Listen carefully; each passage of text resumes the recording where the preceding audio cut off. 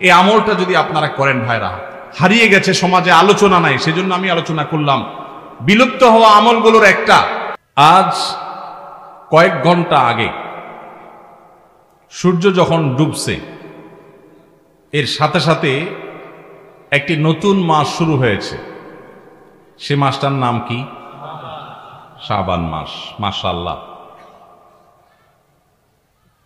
শাবান মাস, যেটার আজকে 1 তারিখ শুরু হয়ে গেছে। চান্দ্রবর্ষে রাত আগে আসে, এজন্য তারিখের হিসেব শুরু হয় সূর্য ডুবে গেলে, তখন থেকে নতুন দিন শুরু হয়। এই যে শাবান মাস শুরু হলো, এই শাবান মাসে প্রিয় নবী সাল্লাল্লাহু আলাইহি সাল্লামের একটা আমল আছে, বলবো আপনাদেরকে ইনশাআল্লাহ। কিন্তু আমলটা করার চেষ্টা করতে হবে। এই প্রমিস, এই ওয়াদা আমার সাথে আগে আসতে হবে। কারা কারা চেষ্টা করবেন বলেন, হাত তোলেন দেখি। আল্লাহ আমাদের সব ভাইকে আমলের তৌফিক দান করুন আল্লাহ। ভাইরা আমার, আমলটা হলো, আম্মা জান আয়েশা রাদিয়াল্লাহু তাআলা আনহা বলেছেন, মা রাআইতু রাসূলুল্লাহি সাল্লাল্লাহু আলাইহি ওয়াসাল্লাম ইস্তাকমালা সিয়ামা শাহরিন কাত্তু ইল্লা রমাদান। আমি নবীজিকে পুরো মাস, শুরু থেকে শেষ পর্যন্ত গোটা মাস রোজা রাখতে দেখেছি একবার, শুধু বছরে একবার, সেটা হলো রমজান মাসে। বছরে শুধু একবার পুরো মাস রোজা রাখতেন, সেটার নাম কোন মাস? রমজান মাস। আর রমজানের পরে পুরো মাস না, তবে মাসের বেশিরভাগ দিন রোজা রেখেছেন তিনি, এটা দেখেছি শুধুমাত্র শাবান মাস। কোন মাসে ভাই? শাবান মাস। আম্মা জান আয়েশা রাদিয়াল্লাহু আনহা আরেকটা হাদিস আছে, সেখানে তিনি বলেছেন, কানান নবী সাল্লাল্লাহু আলাইহি সাল্লাম ইয়াসুমু শাবানা ইল্লা কালিলা। নবীজি শাবানের পুরো মাস প্রায় রোজা রাখতেন, কয়েকটা দিন বাদে, শেষের কয়েকটা দিন বাদে প্রায় পুরো মাস রোজা রাখার চেষ্টা করতেন। একজন সাহাবী আছেন উসামা ইবনে যায়েদ রাদিয়াল্লাহু তাআলা আনহু, নাম শুনেছেন আপনারা? বাচ্চাদের নাম রাখার জন্য অনেক সময় আমরা নাম খুঁজে পাই না, টালটু, বল্টু, নানটু, সন্টু, দুনিয়ার সব আজগবি আজগবি নাম বাইর করি। উসামা কত সুন্দর মাধুর্যপূর্ণ একটা নাম। নবীজি সাল্লাল্লাহু আলাইহি সাল্লামের অত্যন্ত আদরের একজন সাহাবী যায়েদ রাদিয়াল্লাহু তাআলা আনহু, তার ছেলে উসামা ইবনে যায়েদ, নবীজি সাল্লাল্লাহু আলাইহি সাল্লাম নাতির মতো আদর করতেন, স্নেহ দিতেন, ছোট মানুষ ছিলেন। উসামা ইবনে যায়েদ রাদিয়াল্লাহু তাআলা আনহু, এই যে উসামার নামে নাম রাখতে পারেন ছেলেদের, উসামা, সুন্দর। আমরা আজকাল শর্ট সংক্ষেপ নাম খুঁজি, 3 অক্ষরের নাম, উসামা 3 অক্ষরের নাম রাখা যায়। তো যাই হোক, উসামা ইবনে যায়েদ রাদিয়াল্লাহু তাআলা আনহু তিনি বলেন, আমি নবীজি সাল্লাল্লাহু আলাইহি সাল্লামকে জিজ্ঞাসা করলেন, হে আল্লাহর রাসূল, তিনি বলেন যে আমি জিজ্ঞাসা করলাম, হে আল্লাহর রাসূল, মা লাম আরাকা তাসুমু ফি শাবান মা লা তাসুমু ফি গায়রি। আপনাকে দেখি আপনি শাবানে যত রোজা রাখেন, অন্য কোন মাসে এত রোজা রাখেন না, কারণটা কি? হেতু কি? এই মাসে এত বেশি রোজা রাখার কারণটা কি? রোজার মাস তো রমজান মাস, কিন্তু শাবানে আপনি বেশি বেশি রোজা কেন রাখেন? নবীজি সাল্লাল্লাহু আলাইহি সাল্লাম তখন উসামা ইবনে যায়েদ রাদিয়াল্লাহু তাআলাকে বলেছেন 2টি কারণ। কটি কারণ? মনোযোগ দিয়ে শুনতে হবে কিন্তু। এই হাদিসটাই আপনি বাসায় গিয়ে আপনার মায়ের সাথে, আপনার স্ত্রীর সাথে, আপনার বন্ধু বান্ধবের সাথে যেন শেয়ার করতে পারেন, সেভাবে মনোযোগ দিয়ে শুনবেন। ওয়াজ মাহফিলের কথা বেশিরভাগই হারায় যায়, হারায় গেলে চলবে না ভাই। আমি কষ্ট করে ঢাকা থেকে আসছি, আমার ভাইয়েরা কষ্ট করে আয়োজন করেছেন, আপনারাও কষ্ট করে আসছেন, সার্থক হতে হবে, এখান থেকে নিয়ে যেতে হবে। হাদিসটা ভালো করে মনে রাখবেন। নবীজি সাল্লাল্লাহু আলাইহি সাল্লাম শাবান মাসে বেশি বেশি রোজা রাখতেন দেখে তার আদরের সাহাবী, নাতির মতো স্নেহ করতেন যাকে, উসামা ইবনে যায়েদ রাদিয়াল্লাহু তাআলা আনহু, তিনি প্রশ্ন করেছেন কাকে? নবীজিকে। কি প্রশ্ন করেছেন? যে হে আল্লাহর রাসূল, আপনাকে শাবানে এত বেশি রোজা রাখতে দেখি, অন্য কোন মাসে এত নফল রোজা আপনি রাখেন না, কারণটা কি? তখন নবীজি কয়টা কারণ বলেছেন? 2টা কারণ। নাম্বার 1, তিনি বলেছেন, যাকা শাহরুন ইয়াগফুলুন নাসু বাইনা রজব ওয়া রমাদান। শাবান মাসের 2 ধারে, 2 প্রান্তে 2টি মাস আছে, যে 2টি মাস অনেক মহিমান্বিত, মর্যাদাপূর্ণ। শাবানের আগের মাসটার নাম কি ভাই? রজব। এই রজব মাসটা মহিমান্বিত কোন কারণে? মেরাজের কথা বলছেন। রজব মাসটা কেন মর্যাদাপূর্ণ, কেন এর মর্যাদা বেশি? দেখেন, এত বড় মাহফিলের দু চারজন মানুষও জানেন, দু চারজন মানুষও জবাব দিতে পারেননি, একজন থেকেও আসে নাই অডিয়েন্স থেকে। স্টেজ থেকে এক ভাই বলেছেন, দেখুন রজব মাসের মর্যাদার কারণ হলো সম্মানিত 4টি মাস আছে। কোরআনে আল্লাহ তাআলা সূরা তাওবায় একাধিকবার এ সম্পর্কে আলোকপাত করেছেন। আল্লাহ বলেছেন, ইন্না ইদ্দাতাশ শুহুরি ইনদাল্লাহি 12 শাহরান ফি কিতাবিল্লাহি ওয়া খালাকাস সামাওয়াতি ওয়াল আরদ মিনহা আরবাআতুন হুরুম। বছরে 12টি মাসের মধ্যে 4টি মাস আছে সম্মানিত মর্যাদাপূর্ণ। আল্লাহ এগুলোকে সম্মান দিয়েছেন, বিশেষ মর্যাদার মাস। রমজান তো সবচেয়ে শ্রেষ্ঠ মাস আছেই, রমজানের পরে মর্যাদার বিচারে সম্মানিত মাস কয়টা? এই 4টার মধ্যে নবীজি সাল্লাল্লাহু আলাইহি সাল্লাম সহিহ বুখারীতে এই 4 মাসের ব্যাখ্যা বর্ণনা করতে গিয়ে তিনি বলেছেন, সালাসুন মুতাওয়ালিয়াত, এই 4টার মধ্যে 3টা হলো ধারাবাহিক, জিলকদ, জিলহজ, মুহররম, আর চতুর্থ মাসটা হলো ওয়া রজব মুদর আল্লাযী বাইনা জুমাদা শাবান, এই যে রজব মাসটা। তাহলে রজব মাসটা সম্মানিত 4 মাসের একটা, সেজন্য এই মাসটা মূলত মহিমান্বিত। এই মাসে নবীজি সাল্লাল্লাহু আলাইহি ওয়াসাল্লাম মেরাজ হয়েছে বলে অনেক ইতিহাসবিদগণ বলেছেন, আবার অন্য মাসে হওয়ার কথাও আছে। কিন্তু আসল তাৎপর্যের কারণ হলো রজব মাসটি হলো সম্মানিত 4 মাসের একটা। এটাও আমরা অনেকেই প্রথম শুনলাম জীবনে। যাই হোক, সে বিষয়ে কথা বলা আমার উদ্দেশ্য নয়। তো উদ্দেশ্য হলো যে ওসামা ইবনে যায়েদকে নবীজি বলেছেন যে শাবান মাসটার আগের মাসটা হলো রজব, যেটা সম্মানিত 4 মাসের একটা মর্যাদাপূর্ণ মাস। আবার শাবানের পরের মাসটা কোনটা? রমজান, সেটা হলো বছরের সবচাইতে সেরা মাস। তো নবীজি বলেছেন 2টা মর্যাদাপূর্ণ মাসের মধ্যবর্তী শাবান মাসে মানুষ আমল ইবাদত না করে অবহেলায় বেশিরভাগ মানুষ কাটায়। বেশিরভাগ মানুষ অপেক্ষা থাকে রোজা কবে আসবে, তখন কোরআন তেলাওয়াত শুরু করব। রমজান কবে চাঁদ দেখা যাবে রমজানের, তখন নামাজ ধরবো। রমজান কবে শুরু হবে, তখন থেকে আমি তারাবি পড়া ধরবো, ভালো কাজ করা ধরবো। শাবান মাসে মানুষ রমজানের ক্ষণগণনা, দিন গণনা করতে থাকে, অবসর থাকে, অলসতা করে, অবহেলা করে। নবীজি বলেছেন মানুষ যেহেতু অবহেলা করে, এই জন্য এই সময়টাতে আমি বেশি বেশি নফল রোজা রাখি, কারণ যেই সময়টাতে মানুষ অবহেলা করে ওই সময় ইবাদতের আলাদা গুরুত্ব তৈরি হয়। ভোর রাতের সময় সবাই ঘুমায় থাকে, এই জন্য তখন তাহাজ্জুদ পড়লে সওয়াব বেশি। হুজুরের সবাই সালাম দেয়, রিকশাওয়ালা বেচারারা কেউ সালাম দেয় না। আপনি যা রিকশাওয়ালাদেরকে আসসালামু আলাইকুম বললেন কেন? কারণ তারা অবহেলিত, তাদেরকে মানুষ সালাম দেয় না। তাহলে তাদেরকে সালাম দিলে, হুজুরের সালাম দিলে যে সওয়াব হতো তার চেয়ে সওয়াব বেশি হবে, কারণ অবহেলিত, এদেরকে কেউ সালাম দিচ্ছে না। একজন গরিব মানুষ, একজন অভাবী মানুষ, সিএনজি চালক, তার গাড়িতে উঠছে। মুসলমান হলে তার আচরণ হবে উঠে বসেই আসসালামু আলাইকুম। চেষ্টা করা যাবে না ইনশাআল্লাহ? যাদের গাড়ি আছে, কয়জন মানুষ গাড়িতে উঠে বসে ড্রাইভার সাহেবকে সালাম দেন?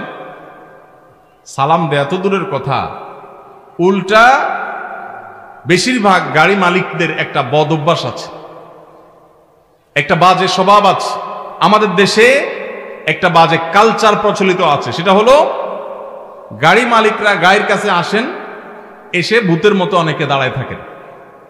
ভেতর থেকে ড্রাইভার সাহেব বের হয়ে আসবে, ওনার দরজাটা খুলে ধরে রাখবে, তারপর উনি ভিতরে বসবে। এই কালচারটা দেখছেন না দেখেন নাই? এই কালচারটাকে কেন খারাপ কালচার বলেছি? কারণ এটা হলো গাড়ি মালিকের মধ্যে প্রভু প্রভু ভাব আর ওই চালক ভাইটার সাথে দাস দাস আচরণ করার কারণে হয়।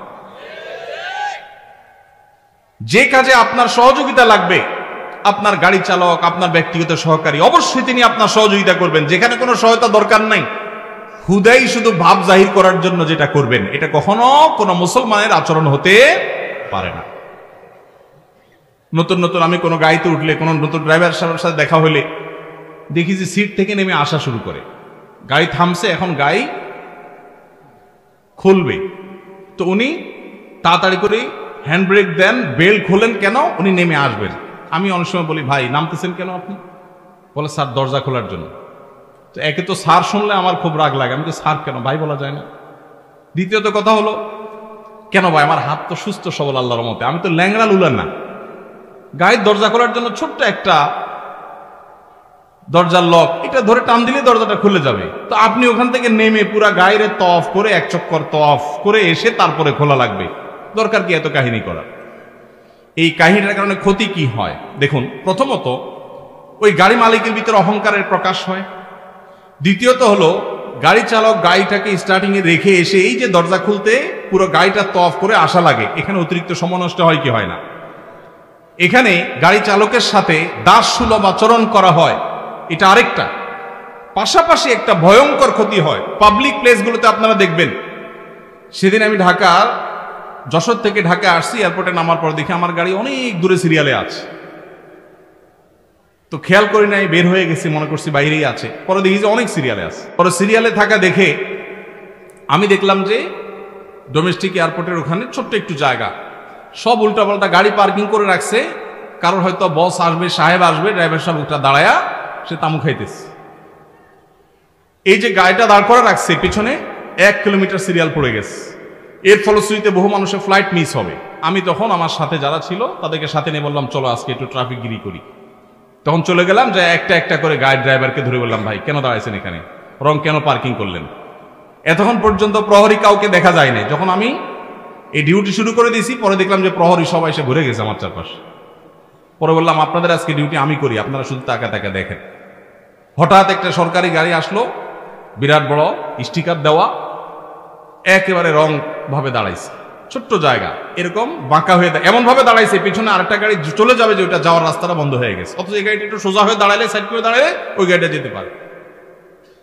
গ্লাস নামাইলাম, ড্রাইভার সাহেবের সিগন্যাল দিয়া, এরপরে বললাম তার ওই বসকে শুনায়া বস বসা ভিতরে বললাম, ভাই নতুন বাংলাদেশেও এই অহমিকাগুলো দূর করার সময় আসে নাই এখনো সে আগের অহংকার এখনো ধরে রাখছেন। আপনার এই রং ভাবে গাড়িটা দাঁড় করানোর কারণে পিছনে বহু গাড়ি সিরিয়ালে পড়ে গেছে। এটা বোঝার জন্য তো কোনো শিক্ষিত মানুষ হওয়ার দরকার নাই, কমন সেন্স থাকা যথেষ্ট, যে গাড়িটা আমি সাইড করলেই তো অন্য গাড়িগুলো যেতে পারে। আমি ওই যে একটু আগে বলছিলাম, এই যে মাহফিলে আপনারা কত সুশৃঙ্খল, মাশাআল্লাহ, সেই আপনারাই যদি কেউ অটো চালক হন তো দেখা যাবে কল্লা ঢুকে দিছে, রিক্সা চালক ভাই মাথাটা ঢুকাই দিছে, আছে না নাই? এই শৃঙ্খলা বোধ যদি না থাকে, সে শত শত নফল নামাজ পড়েও ভালো মুসলমান হতে পারবে না। আমরা এটা জানি না। এই জন্য ভাই আমাদের এই শৃঙ্খলা বোধ আমাদের মধ্যে জাগ্রত করতে হবে, চেষ্টা করা যাবে না ইনশাআল্লাহ। পরে এয়ারপোর্টে এসে আমার ডিউটি, কয়েক মিনিট ডিউটি করার পর দেখলাম যে মাশাআল্লাহ পুরো রাস্তা ক্লিয়ার হয়ে গেছে। এরপর পানির মতো গাড়ি চলে যাচ্ছে, জ্যাম ট্যাম আর থাকলো না। আমাকে ওখানকার দায়িত্বরত ভাইরা বললেন, ভাই আপনি সরেন, আমরা দেখতেছি। আমাকে আপনারা এতক্ষণ কইছিলেন, আজকে ডিউটি আমি করবো ইনশাআল্লাহ, বেতনটা আপনারা নিয়েন। তো আলহামদুলিল্লাহ মানুষগুলো সরে গেছে। তো এই জন্য ভাই এই শৃঙ্খলা বোধটা অনেক বড় একটা ব্যাপার। এই যে মাহফিল ছাড়বে, মাহফিল ছাড়ার পর হইচই করে সব হুজুর কোন দিকে যাইতেছে, এ বেটারে গিরে ফেলাবেন, ঠিক আছে না? যে বেটা আমাদের এলাকায় আসছে, একটু না হাতালে কেমনে হয়? ময়মনসিংহ গেছি মাহফিলে, দেখি যে জামা টানতেছে, কাপড় টানতেছে, কেউ কেউ পারলে পিঠ হাতে দিতেছে, কেউ পারলে শরীর হাতে দিতেছে। তাই বললাম, ভাই হুজুরদের বা যে কোনো মানুষকে সালাম দিলে সওয়াব হয় জানি, হাতে হাত মিলায় মুসাফা করলে সওয়াব হয় সেটাও জানি, হাদিসে আছে, কিন্তু শরীর হাতাইলে সওয়াব হয় এটা তো জানতাম না। এটা আবার কোন সওয়াব? তো এই যে আবেগের নামে আমরা ভুল কাজগুলো করি, এগুলো করা যাবে? করা যাবে না। আল্লাহ আমাদেরকে বোঝার তৌফিক দান করুন। তো বলছিলাম, নবী করিম সাল্লাল্লাহু আলাইহি সাল্লাম ওই যে আমল শিখিয়েছেন, শাবান মাসে মানুষ অবহেলিত থাকে, সেজন্য এই মাসে আমলের গুরুত্ব বেশি। অতএব যেই কাজটা মানুষ অবহেলিত করে, গাড়ি ড্রাইভার থেকে কথাটা আসলো, গাড়িতে উঠার পর চালককে সালাম দিবেন আসসালামু আলাইকুম করে। যে মালিক গাড়িতে উঠে বসে চালককে সালাম দিতে পারেন, সেই মালিকের মধ্যে অহংকার নাই ইনশাআল্লাহ, তিনি বিনয়ী মানুষ। আল্লাহ আমাদের সব ভাইদেরকে বিনয়ী হওয়ার তৌফিক দান করুন। ওই যে গাড়িগুলো ড্রাইভার সাহেবদের দরজা খুলে দাঁড়ায় থাকে, কালচারটাকে খারাপ কালচার বলছিলাম যে কারণে, সেটা এখনো শেষ হয় নাই। ওই এয়ারপোর্টের বিষয়টা যে আসলো, সেটা কেন আসলো? এক একটা গাড়িতে ধরেন আপনি এয়ারপোর্ট, হসপিটাল, স্কুল, কলেজ, বিভিন্ন পাবলিক প্লেসে অনেক গাড়ি সিরিয়াল ধরে ধরে আসছে, একটা একটা করে যাত্রী নামাচ্ছে আবার চলে যাচ্ছে। দেখা যায় যে বিরাট ভিড় হয়ে যায়। এই ভিড়ের যতগুলো কারণ থাকে, এর একটা হলো এই কালচার। কেন? কারণ গাড়িটা এসে থামছে, যদি গাড়ি মালিক বা গাড়ির আরোহী তিনি সাথে সাথে পট করে দরজাটা খুলে নেমে যান, শেষ হয়ে যায়। রং সাইডে নামলে অনেক সময় গাড়ি চালক এসে দরজা খুলতে হয়, কিন্তু যখন বাম সাইডে আপনি নামবেন তখন তো সাইড করা, দুর্ঘটনার কোনো ভয় নাই, তিনি দরজা খুলে নেমে যেতে পারেন। কিন্তু চালক হ্যান্ড ব্রেক দিয়ে বেলটা খুলে উঠে এসে গাড়িটার চক্কর দিয়ে তারপরে দরজাটা খুলে ধরবে, আপনি নামবেন, আবার দরজা আটকাবে, আবার সে তার জায়গায় গিয়ে বসবে, বসে গাড়ি টান দিবে। অতিরিক্ত সময় নষ্ট হয় কি হয় না? নামতে যত সময় লাগতো তার চাইতে 3 গুণ সময় অনেক সময় লেগে যায় এই প্রসিডিউর করতে গিয়ে। এটা করতে গিয়ে এক একটা গাড়িতে একজন মানুষকে ড্রপ করতে যদি লাগতো 1 মিনিট, সেটা লাগে 3 মিনিট। তাহলে এভাবে 50টা গাড়ি যদি যাত্রী নামায় তাহলে 3 50 150 মিনিট নষ্ট হয়। এই 150 মিনিট যদি বেঁচে যেত তাহলে এই জায়গায় এই জ্যামটা হতো না। আমি কি বুঝাইতে পারছি? এই জন্য যাদেরকে আল্লাহ তাআলা গাড়ি দিয়েছেন আপনারা মনে কষ্ট নেবেন না, আল্লাহর ওয়াস্তে ভাবসাব ধরে ড্রাইভার এসে দরজা খুলে দাঁড়ায় থাকবে বৃত্তের মতো, গোলামের মতো, এই ছোট লোকের অপেক্ষা করবেন না। একটা হলো হাতে জিনিসপত্র আছে, বাচ্চা মানুষ, বৃদ্ধ মানুষ বা ওইরকম মহিলা মানুষ, আস্ত দিব্যি একজন সুস্থ সবল মানুষ 3 তলা থেকে হন হন করে নামতে নামতে আসলেন সিঁড়ি দিয়া, গাড়ির কাছে এসে আপনি এখন প্যারালাইসিস হয়ে গেছে, আপনি এখন দাঁড়ায় রয়েছেন। এটা কোন স্বভাব ভাই? এই সংস্কৃতি হচ্ছে গাড়ির মালিক ওই ভাব জাহির করতে হবে, এই সংস্কৃতি আমাদের দূর করতে হবে ইনশাআল্লাহ। এই জন্য গাড়ি মালিকদের নিয়ত করতে হবে। আশা করি আমরা এই চেষ্টাটা করব। তো আমি যেটা বলছিলাম, ড্রাইভাররা তাদেরকে সালাম দেন কিনা, কাজের লোকরা সালাম দেন কিনা, রিক্সা চালককে সালাম দেন কিনা? যদি দেন, তাদেরকে কেউ দেয় না, আপনি দেন, তাহলে অন্য মানুষকে, একজন হুজুরকে সালাম দিয়ে যে সওয়াব হবে, ওই যে অবহেলিত যাকে কেউ সালাম দেয় না, সেখানে সালামের কালচার যদি আপনি জিন্দা করেন সওয়াব একটু বেশি হবে ইনশাআল্লাহ। তাহলে এই যে শাবান মাসে নবীজি বেশি বেশি রোজা রাখতেন, কেন? কারণ অবহেলিত মানুষ কেউ এটা করে না, এই জন্য তিনি বিশেষভাবে এই মাসে নফল রোজা রাখতেন। এই জন্য তার অনুসরণে আমরাও রাখবো। দ্বিতীয় কারণ তিনি বলেছেন কেন তিনি এই মাসে বেশি রোজা রাখেন, ওই যে উসামা ইবনে যায়েদ রাদিয়াল্লাহু আনহু 2টা কারণ বলেছেন। এর মধ্যে একটা হলো শাবান মাসটাতে মানুষ অবহেলিতা করে, আমল ইবাদত একটু কম করে, কারণ রমজান আসবে আসবে বলে অপেক্ষা করে, সেজন্য তিনি এই মাসে বেশি বেশি আমল করেন, কারণ অবহেলার টাইমের আমলের গুরুত্ব একটু বেশি। দ্বিতীয় কারণ হলো তিনি বলেছেন যাকা শাহরুন আও হুয়া শাহরুন তুরফাউ ফীহিল আমালু ইলা রাব্বিল আলামিন। শাবান মাসে বান্দার আমলনামা আল্লাহর কাছে উপস্থাপন করা হয়, ফেরেশতারা রিপোর্ট জমা দেয়। ফাউহিব্বু আন ইউরফা আমালি ওয়া আনা সাইম, নবীজি বলেছেন আমি চাই আমার আমলনামা যখন ফেরেশতাদের কাছে পেশ করা হবে তখন আমি যেন রোজাদার থাকি। কারণ আপনি কোথাও চাকরি করেন, সিরিয়াস ডিউটি করেন, একবারও আপনার বস আসে না, একটু মোবাইলটা মাত্র হাতে নিছেন ফেসবুকটা টিপার জন্য, আর তাকায় দেখেন পিছের দিকে বস এসে দাঁড়াবে, মেজাজটা কেমন লাগবে বলেন? খারাপ লাগবে না? আর আপনি অন্য সময় যাই করেন না করেন খুব সিরিয়াস মুডে কাজ করতেছেন, পিছনে তাকায় দেখেন মালিক এসে দাঁড়াবে, কলেজেটা শান্তি হয়ে যাবে না? যাক মাশাআল্লাহ, এই বেচারা এসে আমরা যখন কাজে দেখবে বলবে বাবা খুব ভালো মানুষ, তো বেতন বাড়বে, তাই না? নবীজি সাল্লাল্লাহু আলাইহি সাল্লাম বলছেন যে আমি শাবান মাসে বেশি বেশি নফল রোজা এই জন্য রাখি, ফেরেশতারা আমার সারা বছরের আমলনামা আল্লাহর কাছে রিপোর্ট জমা দেন, সারা বছর কি করেছি না করেছি তার সব হিসাব জমা দেন। আল্লাহ যখন আমার হিসাবের প্রতি মনোনিবেশ করেন, ওই অবস্থা যদি আল্লাহ সুবহানাহু ওয়া তাআলা তিনি দেখতে পান যে তার বান্দা আমি রোজা আছি, তাহলে আল্লাহ একটু অনুগ্রহ করবেন। এই জন্য আমি এই মাসে রোজা রাখি। তাহলে নবীজি সাল্লাল্লাহু আলাইহি সাল্লাম শাবান মাসে রোজা 2টা কারণ পাওয়া গেল। এক তো হলো গাফলতির সময় সেজন্য তিনি রোজা রাখতেন, দ্বিতীয়ত হলো এই মাসে বান্দার আমলনামা পেশ হয় সেজন্য তিনি রোজা রাখতেন। এই 2 কারণ আমাদের বেলায়ও আছে না নাই? তাহলে আমাদের রোজা রাখা উচিত না উচিত না? চেষ্টা করব তো ইনশাআল্লাহ। ভাইরা আমার, একটা প্রশ্ন আপনাদের মনে হইতে পারে, সেটা হলো আমরা তো শুনছি মানুষের আমলনামা সকালে বিকালে আল্লাহর কাছে জমা হয়, ফেরেশতারা জমা করে, আবার এখন শুনলাম শাবান মাসে জমা হয়, তাহলে 2 রকম হলো যে? এর উত্তর হলো আল্লাহ রাব্বুল আলামিনের কাছে আল্লাহর ফেরেশতারা মানুষের আমলনামাকে 3 ধাপে, 3 স্তরে, 3টা লেয়ারে, 3টা সময়ে আলাদা আলাদা ভাবে উপস্থাপন করে। একটা হলো প্রাত্যহিক রিপোর্ট, প্রাত্যহিক আমলনামা, ডেইলি, প্রতিদিনের আমলনামা সকাল এবং সন্ধ্যায়। সারা রাত আপনি কি করেছেন, ওয়াজ শুনেছেন না গান শুনেছেন, ভালো কাজ করেছেন না মন্দ কাজ করেছেন, সারা রাতে কি করেছেন, প্রত্যেকটা মানুষের হিসাব আল্লাহ রাব্বুল আলামিনের কাছে প্রত্যেকটা ভোরে ওই রাতের ডিউটি থাকা ফেরেশতারা জমা দেন। আবার সারাদিন আমরা যা করি না করি সন্ধ্যায় সারাদিনের ডিউটিতে রত ফেরেশতারা আল্লাহর কাছে জমা দেন। তাহলে বান্দার আমল নামা, বান্দার রিপোর্ট জমা দেওয়া হয় একটা হলো প্রাত্যহিক, প্রতিদিন। সেটা কখন? সকাল এবং সন্ধ্যা। বান্দার আমল নামা জমা দেওয়া হয় আরেকটা লেয়ারে, সেটা হলো প্রত্যেক সপ্তাহে 2 দিন, সোমবার এবং বৃহস্পতিবার। নবীজি সাল্লাল্লাহু আলাইহি ওয়াসাল্লাম যেন সোমবার বৃহস্পতিবার রোজা রাখতেন, কারণ সোমবার এবং বৃহস্পতিবার বান্দার আমল নামা ফেরেশতারা আল্লাহর কাছে পেশ করেন। তাহলে একটা হলো ডেইলি আমল নামা পেশ, সেটা সকাল সন্ধ্যা। একটা হলো সাপ্তাহিক আমল নামা পেশ, সেটা হলো সোম বৃহস্পতি। আর একটা হলো বার্ষিক রিপোর্ট পেশ, সেটা কখন? শাবান মাস। বিভিন্ন অফিসে যারা চাকরি করেন, মাসের হিসাব দেওয়া লাগে একরকম, ডেইলির হিসাব দেওয়া লাগে আরেক রকম, বার্ষিক রিপোর্ট দেওয়া লাগে আরেক রকম, আছে না নাই? ঠিক একইভাবে আল্লাহ রাব্বুল আলামিনের কাছে আমাদের আমলনামা পেশ করা হয়।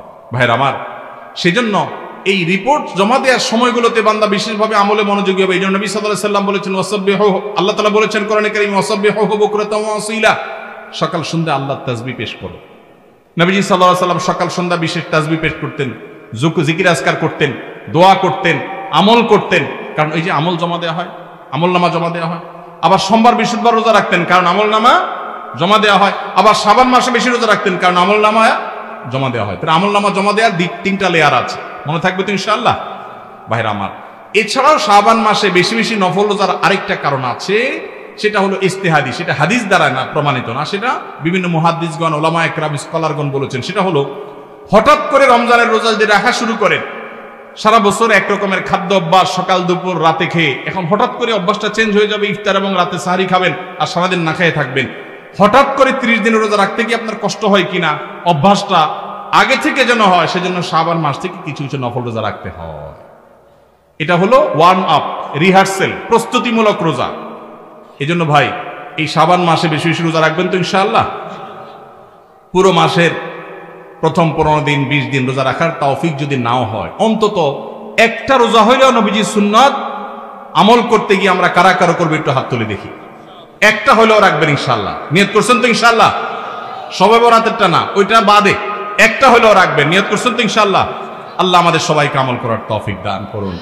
এই আমলটা যদি আপনারা করেন ভাইরা, হারিয়ে গেছে সমাজে, আলোচনা নাই, সেজন্য আমি আলোচনা করলাম। বিলুপ্ত হওয়া আমলগুলোর একটা শাবান মাসে বেশি বেশি নফল রোজা, চর্চা নাই, আমল নাই, আলাপ নাই, মানুষ ভুলে গেছে। আপনারা যে ঘরে ঘরে রাখেন, মানুষ জানবে, সুন্নাহটা জিন্দা হবে, ঘরে ঘরে আমলটা শুরু হবে। আপনি অন্য মানুষকে বলবেন একই কথা, তাকে উদ্বুদ্ধ করবেন, তাহলে নবী সাল্লাল্লাহু আলাইহি ওয়াসাল্লামের ওই হাদিসের ফজিলত পাবেন। আপনি মৃত সুন্নতকে জিন্দা করলেন, সেই সওয়াবটা পাবেন। চেষ্টা করা যাবে তো ইনশাআল্লাহ। এই মাহফিল থেকে আমি সামারি করছি, কথা তো অনেকই বললাম। 2টি জিনিস অন্তত আমরা সবাই সংকল্প করে নিয়ত করে যাব। মা বোনরা যারা শুনছেন, আপনারা যারা শুনছেন, সবাইকে বলছি, একটা হলো আজানের জবাব দেওয়ার কথা বলেছি, আর একটা হলো শাবান মাসে বেশি বেশি নফল রোজা রাখার কথা। 2টা 4টা 6টা। ভাইরা আমার, রোজা রাখলে মরে যাবেন না। মনে হয় যে সারাদিন না খায় কেমনে থাকবো। যারা নিয়মিত নফল রোজা রাখেন তারা জান পানির মতো সোজা, কোনো ব্যাপার না, আল্লাহর রহমত। একটু চেষ্টা করলেই হয়, একটু হিম্মত করলেই হয়। চেষ্টা করা যাবে তো ইনশাআল্লাহ? নিয়ত করা যাবে তো ইনশাআল্লাহ? আল্লাহ আমাদের সবাইকে আমলের তৌফিক দান করুন। জাযাকুমুল্লাহু খাইরা ওয়া আখিরু দাওয়ানা আনিল হামদুলিল্লাহি রাব্বিল আলামিন।